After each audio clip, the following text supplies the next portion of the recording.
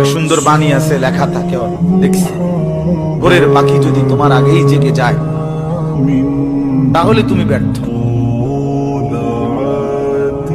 ভোরের পাখি যদি তোমার আগেই উঠে যায় তুমি ব্যর্থ।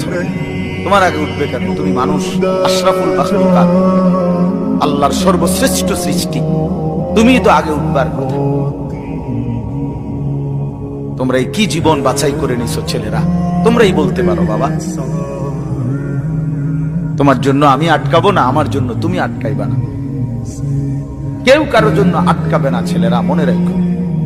একদিন তোমার বাপের মতো করে কবরে চলে যাবে। এই যাই দৌড়ঝাঁপ করছে বেচারা কামাই করার, একদিন দেখবা তোমার রাইখা সে চলে গেছে। একদিন তুমিও চলে যাইবা। এই বন্ধু বান্ধব আড্ডা এগুলো সব থেকে দুনিয়ার জায়গায় থাকবে।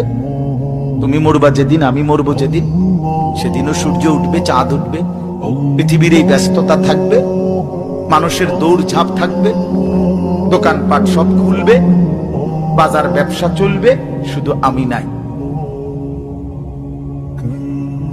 শুধু কি আর সবই কি স্বার্থপর দুনিয়া। কেউ তোমার জন্য 1 ঘন্টাও থামবে না, কেউ না। কারো হাতে সময় নাই।